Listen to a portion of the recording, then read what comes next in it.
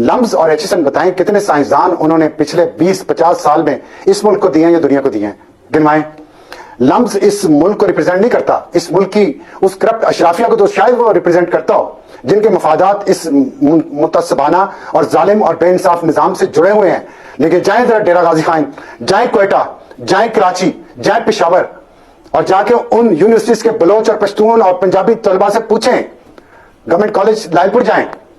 उन बच्चों के भी जाके ख्वाबों का पता करें, उनके सवालात भी देखें, उनकी काबिलियत भी देखें। उनके बापों के पास लंबी लंबी गाड़ियां नहीं है, वो 4-4 पेंशन नहीं उनके बाप लेते, उनके बाप ब्यूरोक्रेट्स रिटायर्ड नहीं है, करप्ट बिजनेसमैन नहीं है जो टैक्स चोरी करते हो या कब्जा ग्रुपों के मालिकान हो या टैक्स टाइम मिले लगाई हो या नस्ल दर नस्ल इस कौम के इंडस्ट्रियलिस्ट बने हो और अपने खानदान को बनाए जा रहे हो और एक उन्होंने यूनिवर्सिटी बना के अपने कलेक्टिव गिल्ट का इलाज कर दिया हो। उन कॉलेजेस में जाके देखें उन बच्चों के ख्वाब क्या है, उनके लिए ऑरेंज ट्रेन क्या है, उनके लिए एयर कंडीशन बस पब्लिक ट्रांसपोर्ट क्या है,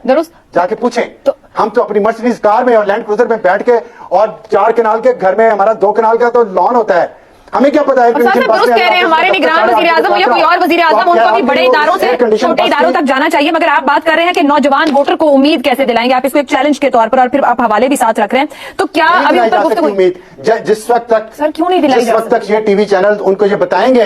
कि देखें काकड़ के साथ क्या हुआ, ये टीवी चैनल पे बैठे दानिश्वर बताए ना कमर बाईवा के साथ क्या किया था यूनिवर्सिटी में इसी लम्स में, क्यों नहीं बताते, क्यों नहीं बोलते। और यूनिवर्सिटीज में कमर बाईवा जाए ना, जरा कोई और चला जाए वहां पे किसी और यूनिवर्सिटी में जाए, बलोचिस्तान की यूनिवर्सिटी में और लाइव दिखाएं।